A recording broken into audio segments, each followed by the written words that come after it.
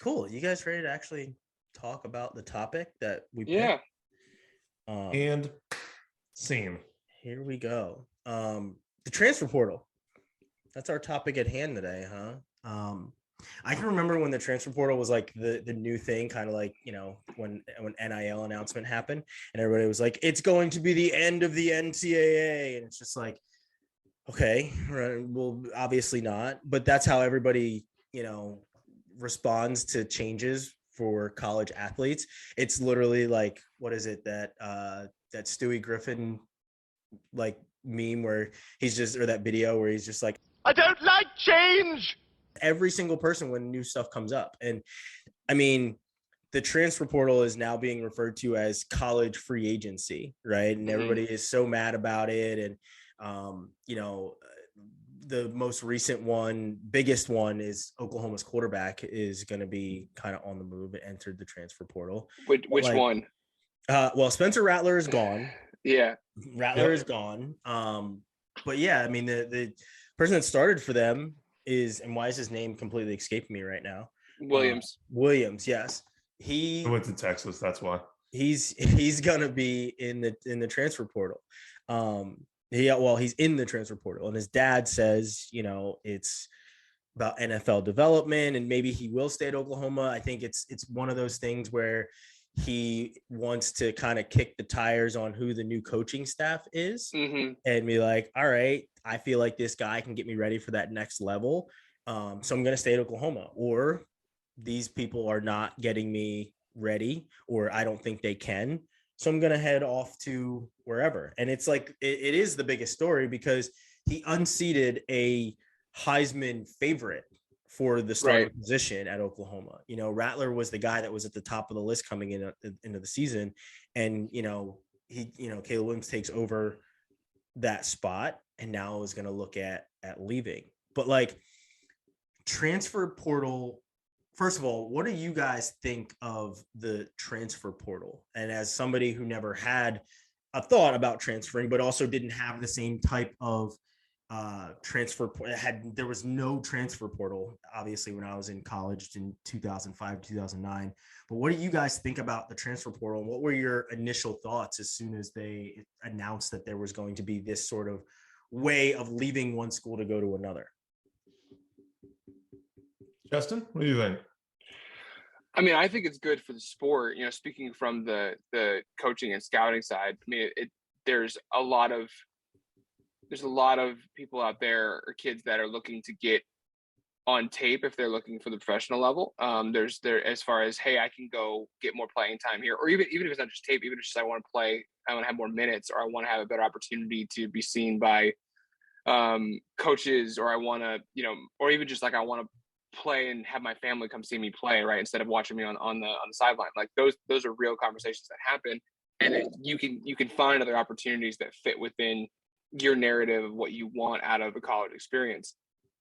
I also think it definitely keeps these schools, and we'll probably talk about this a little bit, but it changes the narrative about how schools recruit, and it makes them really focus on the here and now, which is something that coaches necessarily didn't have to worry about with their sales pitch. It was, hey, you're going to be XYZ for us, and you're going to, verbally commit as a sophomore, right? And by the time you get there as a freshman, one, that coach could be gone. Number two, their sales pitch is like, okay, you're here for 4 years, unless you want to give up a year, right? Then so you kind of just stick in the system and see what happens. Where now you kind of have that opportunity of, not only are kids more educated or have the ability to control a little bit more of their narrative between any verbal commitment and their actual signing day, but also, as we've seen a little bit with the Ewers thing, at least in football, right? You go to a school that you sign with, doesn't work out the first year, you can go somewhere else and that fits more of what you want. Because we are asking 16, 17, 18-year-olds as high schoolers to make decisions on where they go to school and making their first adult decision. And they're obviously going to be, in most cases, I want to say, more educated and have a better feel of what they want out of a college experience after 1 year of actually being a part of it. And so as from the human element side, as far as having that education, having that college breakdown, even if it's not a professional athlete or a future professional athlete, like, you have an idea of like, hey, this is the wrong educational construct for me. I am more of a one-on-one or smaller classroom setting. Oh, hey, I want to be closer to home. Oh, hey, I have, X, Y, Z. And now you have the opportunity to not be punished for, from an eligibility standpoint, for, wanting a different experience or wanting a different avenue as far as how to move through your college years. Yeah, and I think that's, I mean, obviously that's where we come in, and with what we do, helping them navigate that process of, what your college experience can be and what factors to look at. So, but there's so many kids that like we don't work with, right? I mean, the majority of them, right? And so, and whoever you get your information from, whether it's parents, whether it's advisors, whether it's us, whether it's other institutions, we can only prepare you so much as a human, and you're going to evolve as a human being over your years. Everyone says like your college years are like the best years of your life, but they're also the most important years of life because you learn how to just navigate the world that we live in now from a societal, from an adult standpoint. I would say I wasn't playing at 18, 19 years old anymore, but like those first couple of years are really difficult for me because I was pivoting to more of an adult based society. And if you have that plus being a student athlete, and if that is not fulfilling or not the experience that you're looking for, it makes it really difficult to be in a situation that is of your own making, but now and then not have the opportunity to leave from an eligibility standpoint, if you want to continue playing until obviously the most recent rule changes. Mm-hmm. And like it's I've seen the transfer portal, covering sports and being as in the know with college coaches and athletes. I've seen how the transfer portal can really work. I won't name any names, but there was a kid at a school, wrestler, maybe 2 years ago, I believe, in going into his senior year, entered the transfer portal.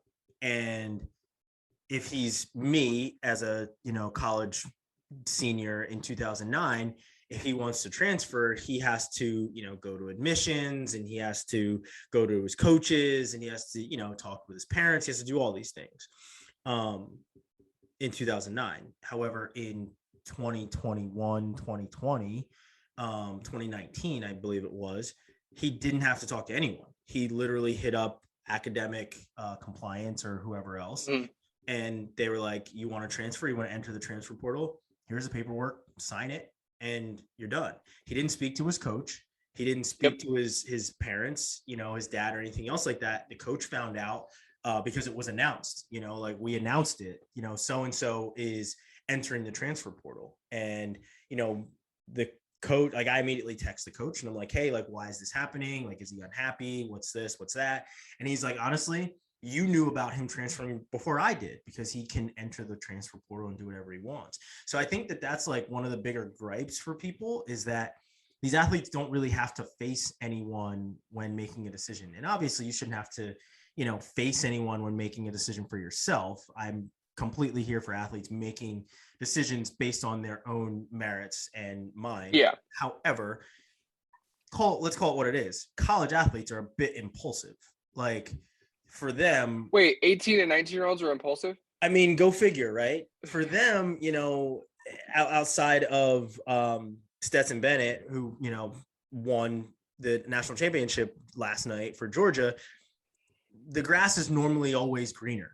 You know what I mean? And in Stetson's post game, he's just like, I like this team. I like this school. I wanted to be here. They recruited over me a number of times. The man was like 5th or 6th on the depth chart when it came to being quarterback for Georgia, and he stayed there, right? I mean, heck, they were saying that he might not even start for the Michigan game. Like there was controversy, right? Exactly, right? Like there was just like so many different factors that were up against him, yet he stayed. Same difference with Tope Imade, who will be releasing that story next week. I talked to him about staying at Texas, even though, he had 3 different coaches in the 6 years he was there, and how many different things changed. And he was just like, I always wanted to go to UT. Like, it wasn't like, obviously it is about playing time, but, once I got to a certain point, I knew that it was about more than just football. Obviously, like, I don't want to give anything away. Hopefully everybody goes and listens to his story next week when we release it. But like, it's those types of guys that are that are rarities, maybe not so much rarities, but like that you don't hear their story as much because the transfer portal is put up on this huge pedestal where these guys always think the grass is greener. Reed, for you, like you transferred, you left one school and went to another. What was that process like to leave one? And this was obviously pre-transfer portal as well. So what was that process like? Yeah, so I mean, to be honest, I didn't even have another 4-year college on my radar when I left Texas Tech because of the fact that you'd have to feasibly sit out a year. There were all these different stipulations around it. The only way that I could get out of it without having to sort of jump through a lot of hoops and risk a lot of playing time, non-playing time, is to go down to a junior college. And that's fairly common in baseball. And so I left, I mean, I pulled out of Texas Tech and I called my coach who I knew at the junior college that I wanted to go to and said, "Hey, I'm not going to be here next year. Can I come play with you guys?" And I mean, that's pretty much how I did mine. So I was able to sort of go around all those extra hoops you had to jump, but I was able to do it because of a JUCO route. It wasn't connected to the NCAA at all. And for baseball, that's how most guys do it. They'll go down to a 2-year, they'll play there for a year so they don't have to miss anything and then bounce over. That obviously is not a requirement anymore. And so I'm sure that's changed quite a bit in baseball and in other sports.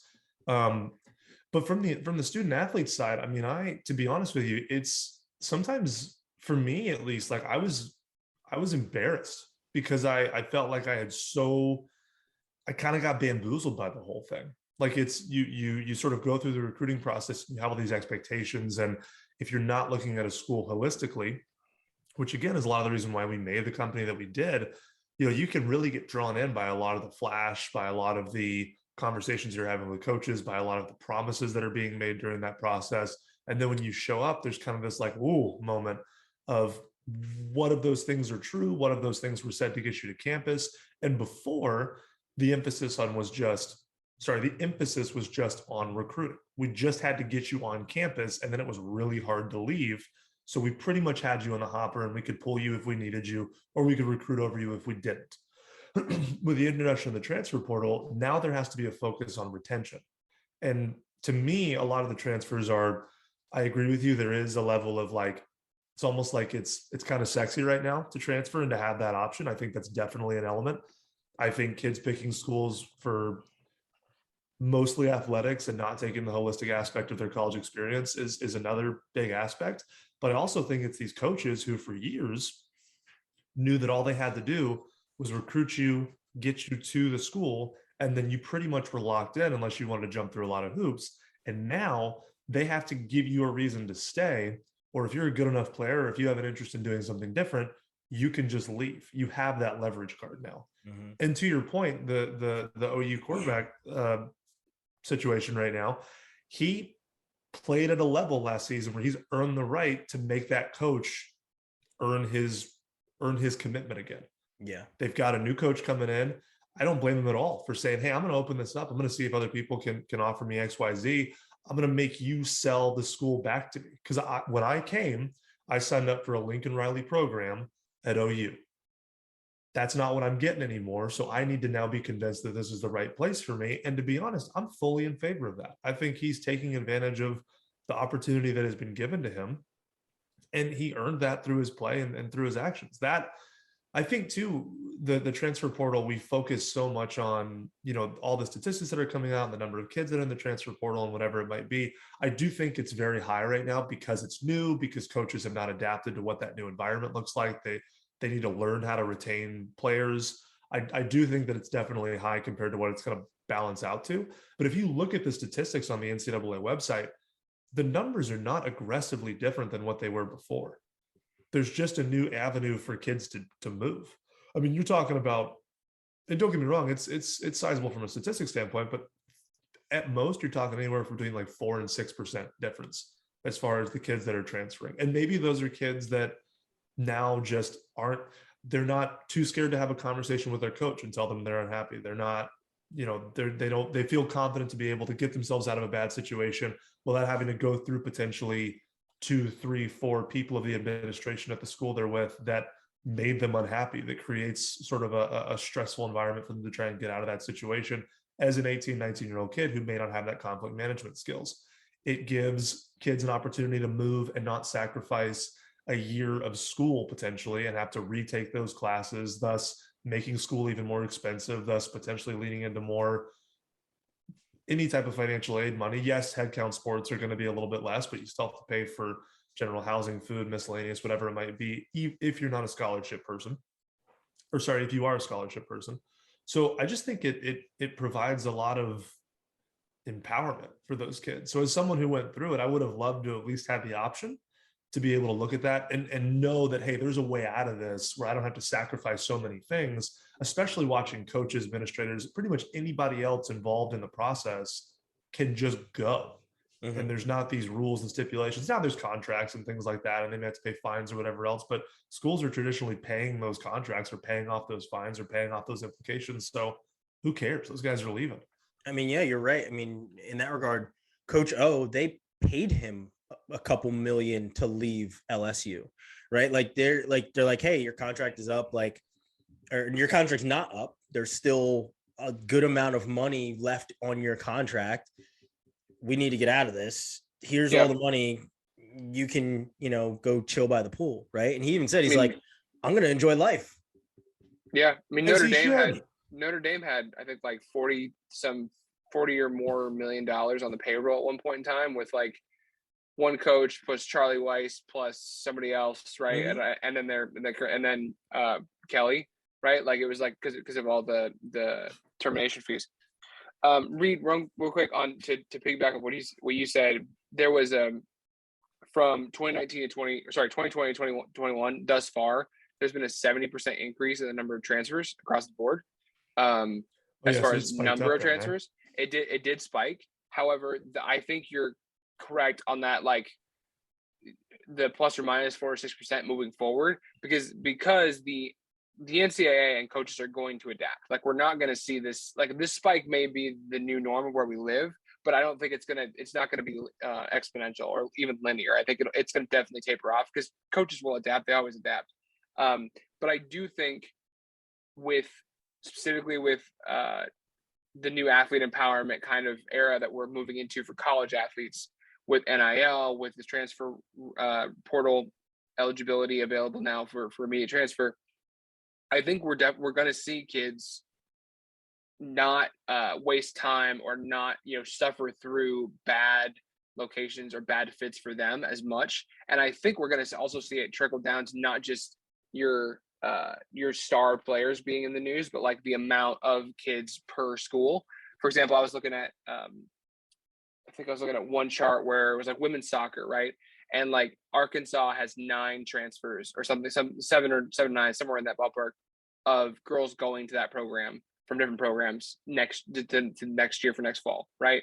Like there's going to be coaches that change organizations, and then there's going to be influxes of transfers every year to various schools based on coaching changes, based on location, based on other factors. And I think we'll start to see, along with like the NIL that we talked about ad nauseum, some sort of NCAA pushback or counter to sort of pivot that pendulum the other way. And to your point, the stat that you just talked about, so it also applies on the other side. Like the University of Detroit Mercy, their women's basketball program had, I believe, 11 players enter the transfer portal post an investigation about a toxic environment at their school. It gives students an opportunity to say, this is bullshit and we're going somewhere else. We're doing something different. This is not how we're supposed to be treated. And it's funny when you look at kind of 2 points on it. When you look at the coaches that are complaining about it, my boy Dabo, who I always love to mention, he hates it, but he's also, he lost 5 games, whatever it was in the first time in a while. I haven't looked at the statistics. I would imagine maybe he's not keeping every kid that he recruits from the beginning, not having a good season. Of course, he's going to be upset about it. Lane Kiffin was another guy who, equated it to free agency in the NFL and wanted to complain about it. But then 2 days later, he signed Zach Evans, who was the superstar at TCU. So he's obviously benefiting. Deion's doing the same thing, right? He doesn't like it when his guys leave. He loves it whenever his guys show up. So of course, I mean, you're going to have that mentality on it through and through. That's just how that works. And then, in my opinion, like when you look at the free agency situation, it's kind of funny because I feel like the running joke, especially in football, and we're using football as the example right now because that's where all the media goes, right? If you look across the board, transfers are happening up and down. Baseball's Yeah. another one where it's happening a ton. We just, Baseball is because one of the highest ones. yeah, exactly. In the statistics that we have on the board, like baseball, I mean, I know that the stats were from a couple years ago on the NCAA website, and we'll throw that link in the commentary here once we're done with this. But baseball is like, what is it? 24.2% of baseball players are transferring. The only other one that's higher is basketball, and that's almost 30%, right? So like it happens more in these sports that don't get all of the, you know, all the hype and everything. Like, think about it. We were looking at the post from Deion Sanders, where it's like the graphic he posted where it's like 1,480 football players are currently in the transfer portal. And everybody's like, oh my God, 1,400, like it's almost 1,500 players.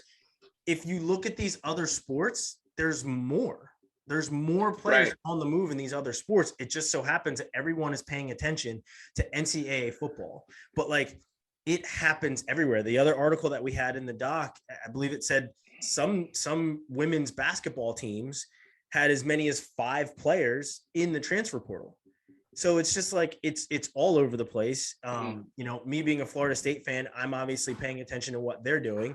And as Deion is taking away their number 1 recruit and getting him to go to Jackson State, Florida State is signing all of these guys out of the transfer portal. Some of these guys, and most of them, were starters at these other schools, starting linebacker, starting wide receiver. So while I think that these other schools that are getting these transfers are getting guys that aren't seeing a lot of playing time, I think football is the sport where you're seeing the more high profile guys and girls, or I mean, well, football is a sport where you're seeing the most high profile guys going to other schools. Like I said, it's starting wide receiver from Oregon. It's starting linebacker from here going to Florida State. And then in basketball, women's basketball, it's not happening as much. You're getting, you know, maybe it's girls that are role players. Maybe it's girls that aren't, you know, seeing the floor as much as they want. So they want to get somewhere where they have probably a better chance at proving that they can play. Reed, I'm curious on your take on here as far as schools and how they manage their scholarships. Based on what Ryan just said about, you know, they're getting in starters from other schools that were probably on scholarship for D1. This is probably going to say for women's basketball, specifically if we have, you know, 5 girls entering the transfer portal on a bunch of these schools, I would bank that a bunch of them have some sort of scholarship dollars or scholarship allotment. Like, how do you think colleges, coaches, organizations are going to change up that mentality to account for needing additional transfer scholarships? Is that just like a 1-and-1 and you just expect someone to come out, or do you keep a certain allotment available for that now reality we live in? Yeah, it's interesting. I mean, to be honest, I think it's going to be interesting to watch over the next few years of how different coaches approach it. Because I think you're going to have coaches that are going to emphasize more on, hey, I'm going to try and pick up a couple of high school folks wherever I can. And I'm going to abuse the transfer portal because I have proven commodities at different places at the college level that I can offer a scholarship to. I figure I'm going to lose or rotate X number of kids in my program on average. Excuse me. And so I think it's going to start depending on the personality of the coach, to be quite honest with you. But at the end of the day, that's going to be a cool mute. At the end of the day, it's going to ultimately boil down to the fact that high school kids are more likely than not going to have a lower number of scholarships available to them, even from before. And in headcount sports, I don't think you're going to see, it's not going to be as big of an issue, in my opinion, because they've done a pretty good job. They know that's the revenue sports in college. So they've done a pretty good job to give you a number of scholarships you can use that you can still recruit high school. You can still recruit transfer portals. It's no big deal. Where you're really going to see it is in those higher transfer rate areas like baseball, like I believe women's soccer, men's soccer. Those are both also spiking up quite a bit as well.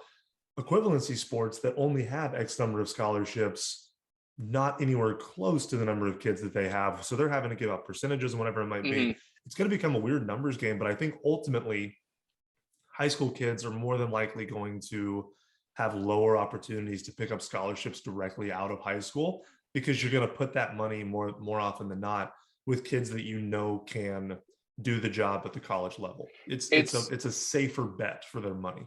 It's like your analogy where you're at a university and you and John Smith play the same position and he's 2% better than you. Well, they're going to play that guy over you. So if they have a proven commodity that they know, hey, this person's 5% better than we think you can be from a development standpoint, we're going to go with this person. Like, and that is, as you said in previous conversations, that is the coach's job, is to win games. And so we don't blame him for doing such. It's just a reality that now becomes more apparent in a scholarship diminished environment, that with additional transfer being available, it's harder to forecast how much space schools have, right? Well, absolutely. And if you look at the complaints of the coaches across the board, I mean, pick a sport, pick a person, pick a whatever. When you boil down all the fat from what they're saying and trying to detract you from, what it comes down to is it has made their job harder. Right. They now have to learn a new trick or learn a new skill or adapt to a new environment to succeed in their sport, to succeed in their team, whatever it might be. And that's upsetting because it changes their normal run of things. So those who are picking up good transfers and are retaining good players because of their environment or because of how they recruit on the front end, you don't hear a peep out of them. I mean, it's, or you hear it's a great opportunity for kids to go where they want to go. We think it's right. We really want to create an environment where yes, it's directly proportionate with how much they're getting their ass kicked by the transfer portal. That's really what it boils down to. And it makes their job harder. They have to now take into consideration how their players feel a year, 2 years, 3 years into their playing career, rather than just wooing them at the high school level and then essentially trying to trap them for the next 3 years. Not everybody, obviously, but for those that feel that they might need to travel, they would rather have you as a commodity and as an option on their roster than go somewhere else and potentially perform for somebody else. Yeah. I mean, think about that, right? The retention, trying to keep a player is now just as tough as getting them to come to your school in the first place. And obviously your starters are going to be a little bit easier to keep because they're seeing the field and, they have the spotlight and they can actually go out and prove it on a Saturday or Friday night, whatever else. Yep. But there's the kid that you're developing who's redshirting or is injured or is behind an upperclassman who is seeing the field a little bit, but thinks that as a freshman or a sophomore should be seeing a little bit more playing time. That's the kid that you got to worry about retaining. And then you have to worry about, okay, Johnny is okay. He's the starter, but then, Tim behind Johnny is the dynamic that is really hard for me, because now I have to put in time to coach Johnny to make sure Johnny's coached up and he's ready to go, because he's going to be out on the field on play number 1, but then Tim is going to have to go in the game too at some point. So I got to coach him up, and I got to, massage that ego a little bit and make sure that I'm doing the right things there. So like retaining these players gets harder the deeper you go into your depth chart. Yeah. Because you're like, all right, these guys up here, they're getting all the things that they need to get. We're making sure their gear is on point. They have the gloves. They've got the visor. He's got this. He's got that. As you go down the line, you're getting less and less stuff. I mean, let's call it what it is. It doesn't matter. D1, D2, D3. I was a D3 football player. When I was a starter, I was definitely getting a hell of a lot more gear and swag than when I was not a starter. Like you just, there's less stuff you have to ask for. You know what I mean? So like that, it all plays into what it is. You know what I mean? Like, and the guys that go to Oregon, that's why there's a guy that's transferring from Oregon and going to Florida State. The retention package from Oregon that Nike helps those coaches with. Yeah. Like, let's seriously call it what it is. Like, as a 18, 19-year-old kid, you're giving me free gear, exclusive sneakers. Damn right I want to stay here. It's awesome. It's cool. Yeah. I'm getting all this free stuff. You can't tell me that that's not a factor. You go to Oregon, you don't wear the same, no matter what sport you play, you don't wear the same uniform twice in 4 years. Yeah, I definitely want to stay in a place where I'm swagged out and I'm having fun, and Nike's a huge sponsor, and I get to rub elbows with some of the biggest corporate companies in the world because they went here. Not to say that doesn't happen other places, but like, Nike is global. There's a bunch of places that you can be in with Nike and do a lot of really great things, especially if you're an athlete. So why not look at that school because it has that type of thing? But I feel like that goes into the retention of these athletes, who they get to speak with and who they get to be around. I think we're also, this is like a comparison thought that I've been mulling over as well, is we see in like professional leagues, let's just use the NFL, NBA, like some of these higher profile ones just for insight. The value of younger players and how much you can get out of them from a talent standpoint, but how much they cost in dollars is a huge advantage in the NFL. Like, rookie quarterbacks that are good are a huge advantage, right? Oh, that rookie contract is sweet for the, Same for thing the front in the NBA, office. right? I think we're going to see a similar, or at least in this thought process, I think we're going to see a similar push in college sports moving forward with this transfer eligibility standpoint, because the kids that are good or that have value in the transfer portal are going to play, but the kids that stay, that are juniors and seniors, are going to then theoretically come down that depth chart because they're upperclassmen are keep transferring in and out, right? And so I think we're actually going to see an increase. Right now I think it's 35% of kids transfer or quit their sport by the end of their sophomore year. I think that number is going to go up. And I don't think it's going to be necessarily because of transfers. I think it's going to be kids that drop out of the sport, which is a negative impact I think the transfer portal will have, because you're going to, John is a sophomore tight end at, Jackson State, we'll say, just for this analogy. Junior year, he's set to play. They bring in another tight end that transfers to Jackson State because he wants to go play for Dion, right? Now he's second on the depth chart. So now he has to decide, do I stay here and I don't get to play, or do I transfer and try to play somewhere else? By the time you're a junior, does it even make sense to transfer if you're this far into your education, or you're this far into your community, or if you're this far into, pick your thing? And so I actually think there's going to be an increase in kids that drop out of their sport or decide to no longer pursue it because they're going to miss out on opportunities because the transfers open doors for other kids. So I think that's another thing that we should maybe talk about at a later date. But it just makes me, it's a huge competitive advantage. It's a huge advantage for kids that want to do it. But the kids that stay, it may be a disadvantage for them if you're focusing on your college experience more so than just athletics. Yeah. One of the things I would love for them to take into account is the amount of and the amount of transfers that leave their school and continue to compete on the college level after graduation, because there's a number of guys that, and the sports certainly vary. Wrestling wise, there's the 197 pounder right now at Michigan went to Princeton, wrestled at Princeton for, I want to say 4 years, whatever else, obviously still had another year of eligibility. Right. And after graduating, left, and now he's at Michigan. Right. So there's, with him being in the sport that he's in, you see that happen more, where guys are going to a school, they have, right now eligibility is absolutely insane.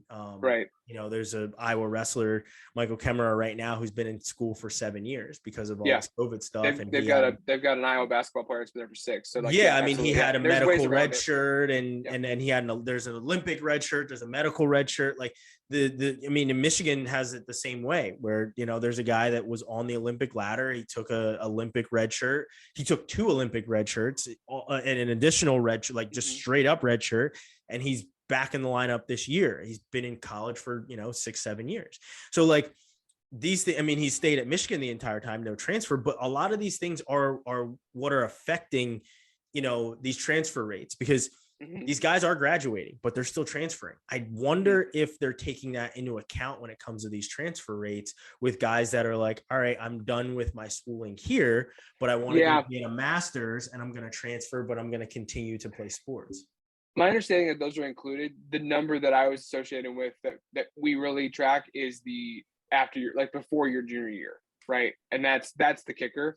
But I think a lot of the things, and I want to let Reed jump in here on that the negative impact point if he has anything. But I think the grad transfer was like the door opening for non or eligibility full transfers, because what you were saying as far as like you just sign a paper and you transfer, it's exactly what grad transfers are. Like you're graduated, the school doesn't care. You just have to reapply to a school, and if you get in, sign a piece of paper, you're on the team, right? If you got eligibility left. So it's super simple comparatively to what the previous process was just to transfer. And so I think that was definitely a catalyst. For total transfer numbers, I do believe that number is at least is reported by the NCAA, although they're multiple years behind on like actual transfer data. Yeah. Reed, what are your thoughts on? You have any like takes on the negative impact of the transfer portal? Yeah, a little bit. I do want to make a point about the grad school thing, though. Yeah, is absolutely. that the grad transfers, those have definitely been happening for a lot longer than more traditionally, a lot longer than sort of what this transfer portal fiasco has all been. Yeah. And I think that the reason that you don't hear a lot about it is because it fits well into the narrative of what the NCAA wants sports to be. You have somebody who used their sport to go and get a degree. They've now used sport to extend into further education. And that fits the narrative very well for what they want to promote as far as what they're doing. And I would agree, that's a fantastic opportunity that's being presented through a sports lens. And so I think that's awesome. But I think that's why it's not the conversation so much, is because it's effectively being used the way that the NCAA or everybody else sort of wants it to be used in that way. So, or traditionally how they agreed or approved for it to be used. So it doesn't get a lot of attention. It's usually whenever they talk about it, it's being celebrated. That individual is being celebrated for the decision they made, how they're managing it, whatever it might be. It keeps that student athlete graduation rate up high. I think it's like something around the like 90% of student athletes have like are graduating is what you see that rate is. Exactly. Yeah. So it's effectively those people are rowing the boat in the right direction. So they get a lot of really good press, which is awesome. And I completely agree. It's a fantastic thing that they do, and a fantastic way that they leverage that sport talent that they have. It's to Justin's point. I think you really have to focus on really the career up to the start of your junior year. That's where the majority of movement happens. And I think a lot of it has to do with age. A lot of it has to do with not knowing what college is going to provide, not knowing what a coach is going to provide, not knowing how your college experience is going to adjust who you are as a person for the first 2 years when you're really sort of discovering who you are. And that, I think, is the negative impact, is that to me, it's a disservice on the high school age kids that are not being given the proper tools and the proper education on how to evaluate a school holistically. And that plays back into what we're trying to address and what we are addressing and what we do, from the sense of sports are great. Sports are wonderful. Sports can provide great opportunities. Sports are at most 20% of your college experience, even if you are playing at high level FBS. Now, yes, does it take up a lot of your schedule during the week? Absolutely. Does it take up a huge amount of your weekends, especially during the fall and winter? Absolutely. Are you going to miss holidays? Absolutely. But at the end of the day, your degree is from there, your network is from there, your environment is from there, all these different aspects that are constant. It's like a salary as opposed to hourly work for your sport. Your salary is going to that college. That's constant. You're always there. That's ever present. And so we need to do a better job of educating those kids at the high school level as they go through the recruiting process to understand what this decision really means and what the ripples of that decision can be. Because you're not going to expect kids to get it right every time. And that's why the transfer portal is great. If you guess wrong, somebody gets you on something. If you realize that's not who you really are, you need something different when you get to college, you have that opportunity to change. Right? Or your situation changes, any other external factors, whatever, you have that safety net to go somewhere else. We shouldn't be promoting it as something that you use just to up your NIL game, or because you didn't get to start your freshman year, or whatever that might be. We should use it as a, hey, this didn't work out. You're not taking the major you want to take. The city that you're in doesn't fit the culture and the environment that you want to be a part of. There was a coaching change that changed the philosophy of the team that you don't align with, and you need to do something different. Those need to be the conversations, in my opinion, that happen. And if we do a better job of educating the kids at the high school level and giving them sort of a platform and a foundation to choose a school in a much more holistic fashion, then I think you would see a lot lower transfer rates, from the standpoint of you'd have more Topes. You'd have more Bennett's that are like, I love this school. I love this environment. I love the major I'm taking. I love the people that I'm around. Okay, I'm not going to start. That's okay. I'm going to play with this team. I'm going to see what my opportunities are. I like this coach. I like this environment. I like the people that I'm around. This is going to provide me the future that I want to have. I'm going to stay here. And I think you'd have more of that if you emphasized everything versus just that athletic lens, or let kids get drawn in by that. Because obviously recruiting is the sexiest part of your college selection process. I will never forget going and visiting Texas Tech. I will also sit here. I went to the nicest steakhouse in Lubbock, which they kill the cow in the backyard, so it's wonderful. And then best looking people in all of Lubbock are nearby. They're just walking around. There's all these amenities in the locker room. They're telling you about all these great things that you could maybe do if you come and play for them. And then I'll also sit here at the same time and tell you that that was absolutely not the right fit for me. I wish I probably could have gone back and not gone. Does not diminish the fact that I had probably the best time of my life getting wooed by Texas Tech for 36 hours. Yeah, that recruiting process it's amazing. You know, I can remember like the first letter that came in. And at that point, when I was being recruited in 2000 and when I think it was my sophomore year, may have been like the first recruiting letter, and it came in for wrestling, and it was just like, it was from Columbia. And I was like, oh, cool. Like they're sending them to the school. And that's back when, you know, you get mail and it's over the morning loudspeaker, you know, report to the athletic office. And, you know, you go in and there's this like gorgeous package that's there. And you know what I mean? Like, I can remember that. I can remember that feeling. Right. And then, you know, I can remember going and seeing all these different schools. And, you know, unfortunately I didn't, I wish that I would have looked at things more for wrestling, mostly because the schools were better, but I wouldn't change a single thing. Like I said, I wore that helmet for 4 years, and, you know, knock on wood, there's nothing completely wrong on the inside of this head, right. But that process was fun to see those schools. Right. But then as a journalist, getting the opportunity to go on like video shoots and content trips, and essentially getting these coaches to give us their recruiting spiel and give us the tour of the campus that they're giving these athletes. I will never forget the school that I went to that I will never, ever forget for a content trip was Arizona State. I will never forget this trip because, as you say, like, you know, the most gorgeous people around, good looking people all walking around campus. The sun is shining. It's November when we went, and it was like 90 degrees outside. And they take you over to like, there's like a spot, I believe they call it Palm Row, where it's like, say like 70, 80, 90 yards of just like a walkway lined by palm trees. And they tell you the story about how the school was actually built around Palm Row and how all those palm trees were there and they couldn't move them. And like, check. And like, you know, they're like, you know, and, you know, as a guy, you're sitting there and, you know, I'm, you know, with a couple other students, a couple other wrestlers, and they're just like, yeah. And like, the girls love to come out and they're tanning out here. Like they're giving you that spiel as a guy. Right. And it's gorgeous. And you're going literally on this recruiting trip, and they're taking you to these nice places, and you're looking at campus. You're like, I walk around this campus with like with palm trees and all. Like, I'm like, I would have signed on the dotted line immediately, right? Because you're a 17, 18-year-old kid, essentially talking about going to school in paradise. And that's amazing for a kid that young, right? So like, that recruiting process and seeing schools, and, you know, at this point I've seen a good deal of schools. UNC is gorgeous. Duke is gorgeous.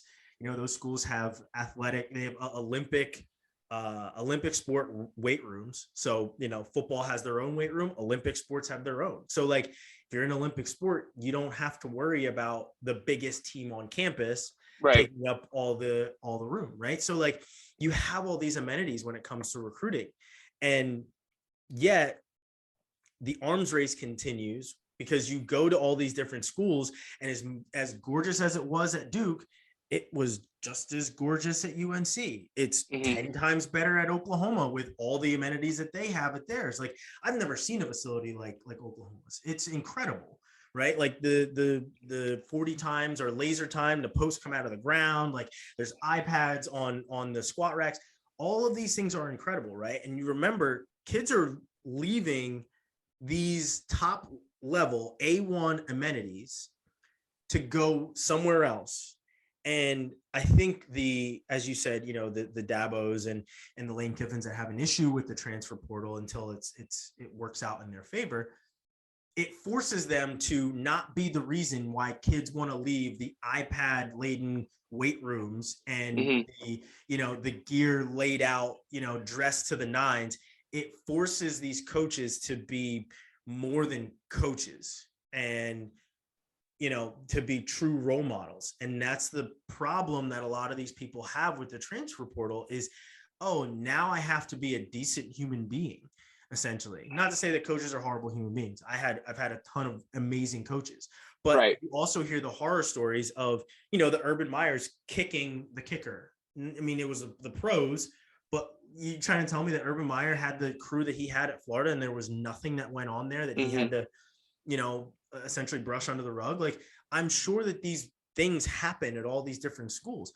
It's forcing these coaches to be empathetic and to not just care about the X's and O's. Now you have to care about who the kid is, you know, in his heart, in her heart, in their head, because, you know, we're very mental health awareness conscious now. Like, there are so many more factors that I don't think is being taken into account when it comes to kids entering the transfer portal. And certainly you're going to have the freshman superstar that thinks he should play every single down, or, you know, or that they should be on the court for, you know, 50 minutes, 800 minutes a year. Like, you're going to have those kids that are just like, I'm not starting, I'm out of here.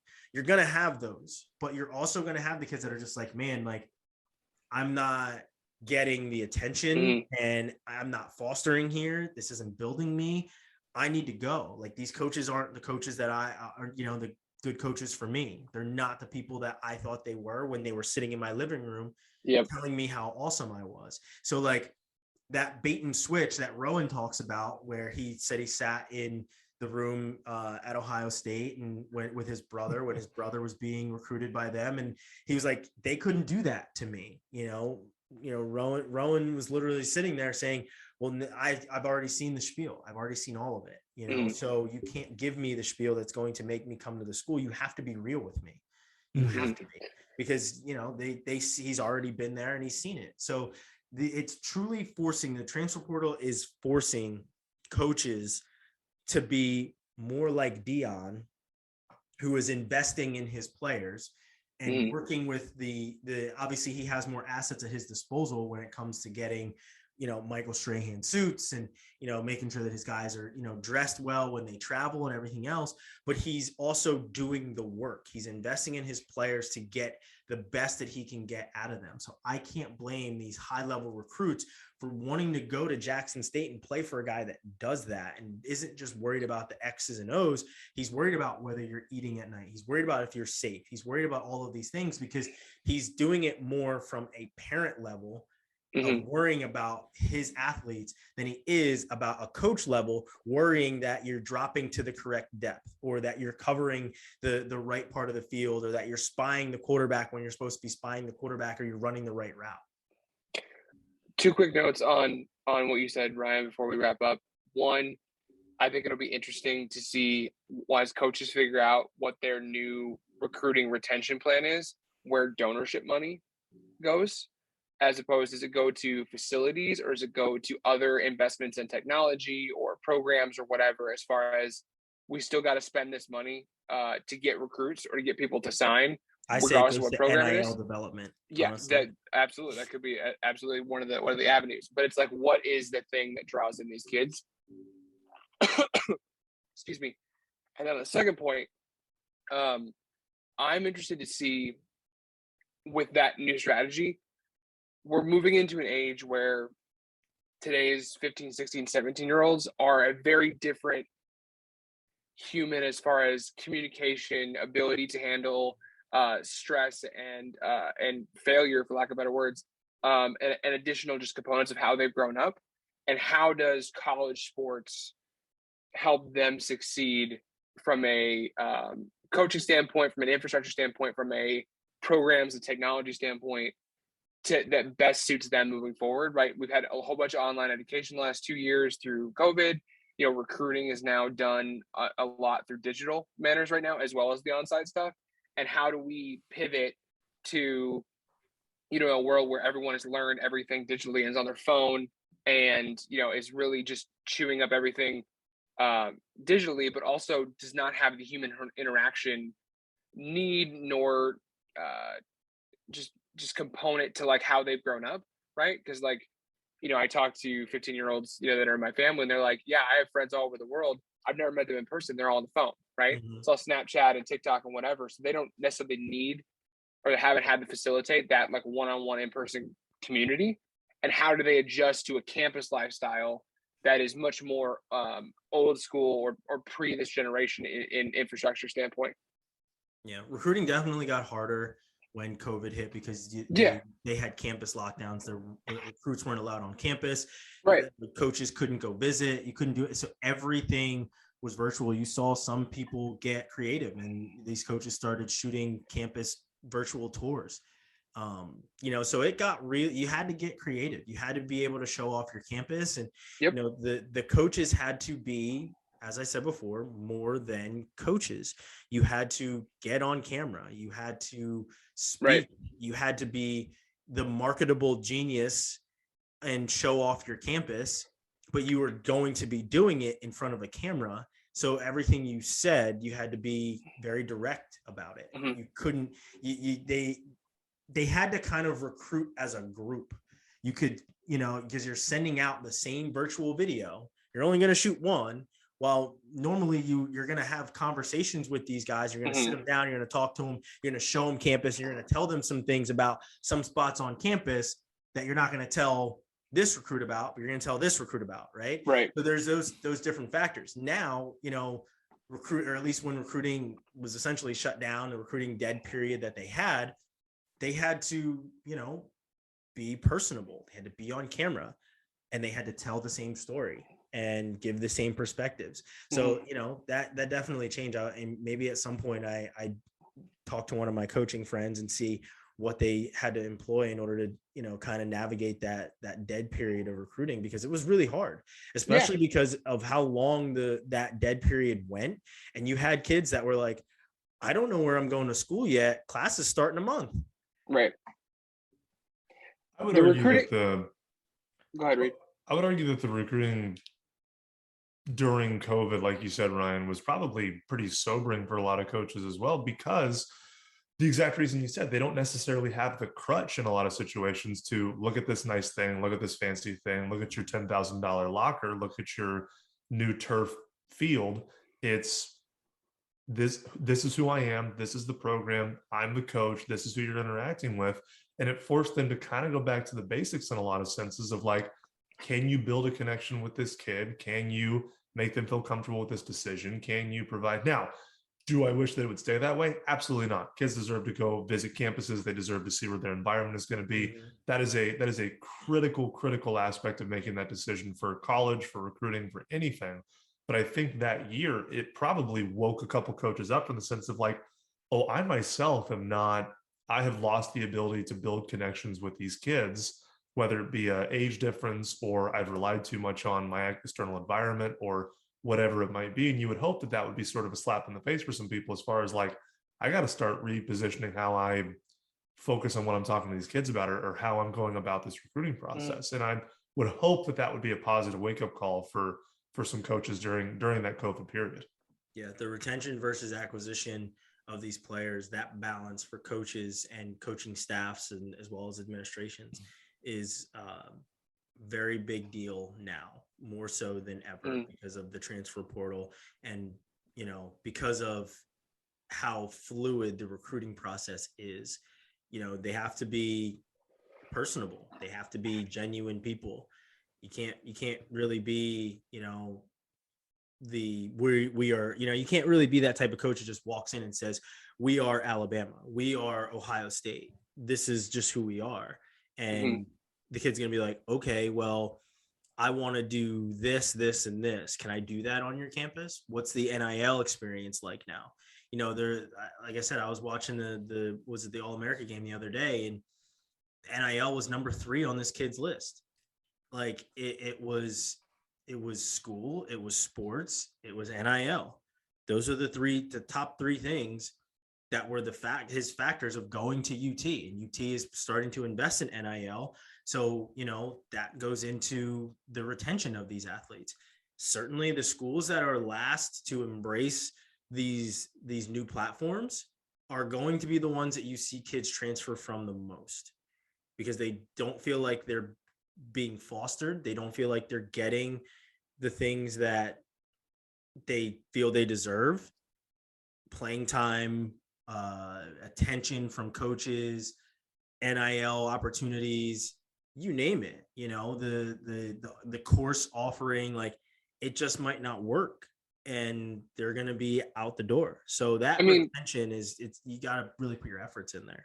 Kids are so the recruiting process, and Reed, correct me if you keep me honest here, like when you're going through recruiting in whatever year that was, or when you were going through it in 2004, 2005, Ryan, right? Like that process pre-COVID was the same as it was then, right? 2019, right? Same process. Yeah, I guarantee it didn't change much. Right. The kids, for 16-year-olds in 2005 and 16-year-olds in 2019 are very different people. Oh, so much. Very different ways of communicating, very different goals in life, very different just general architecture of how they comprehend information, right? Yeah, coaches had to call my house. Right. I didn't have a cell phone. Right. And so, like, the fact that, change and evolution is really good for the business that we're in, as far as helping these kids navigate this recruiting process and pick the right school. But the schools are so far behind that they've got to, make this pivot as well for the retention point that we're talking about here, because that is inherently, now you are much more of a, I call it like the NBA head coach, where you're now a manager of a personalities and people, as opposed to an X's and O's person only, right? And so you have to be able to connect and make these kids feel like they belong and feel like they are justified in their decision to be at school. And most of these coaches are, in their 40s to 50s, right? Who grew up in a different era, maybe two different eras ago, of college recruiting, college athletics, and what it means to be a college athlete. We saw Kirk Herbstreit and Desmond Howard like get really critical of athletes today, and for bowing out of bowl games. But that's roughly that's 30 minutes before the first round draft pick for Ole Miss blew his knee out in the game. Right.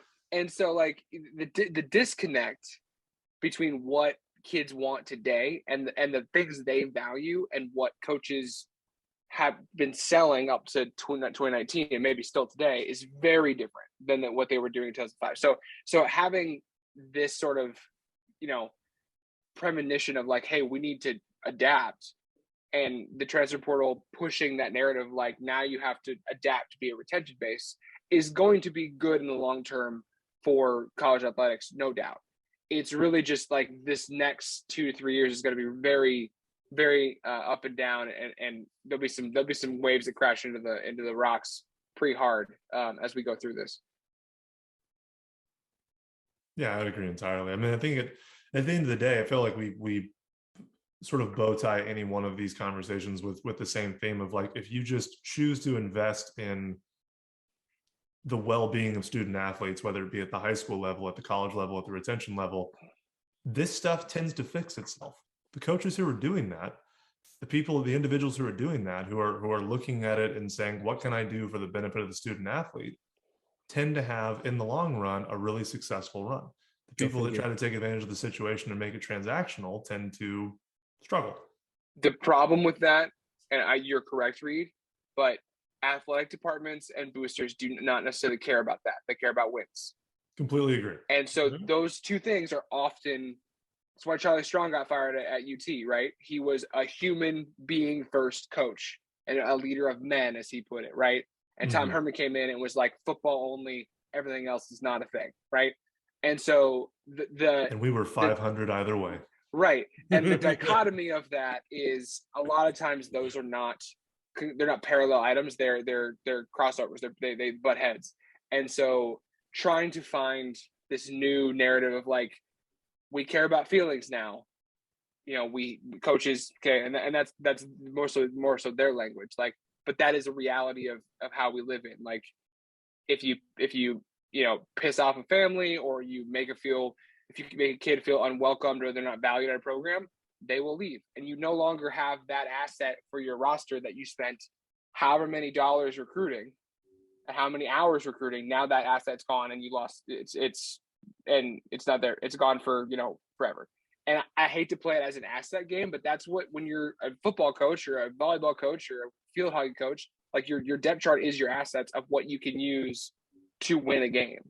And if you put all this time and money into this asset and they walk for nothing because you're an asshole, like that's a real thing.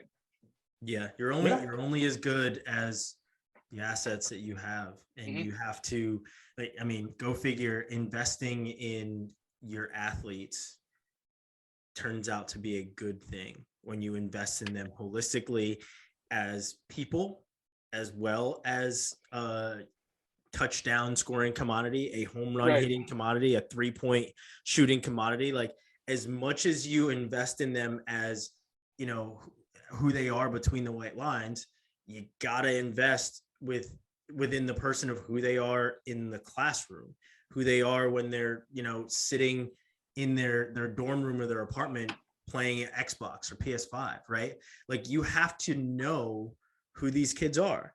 Obviously, it's really, really hard for a football coach because you've got like 80 some scholarships.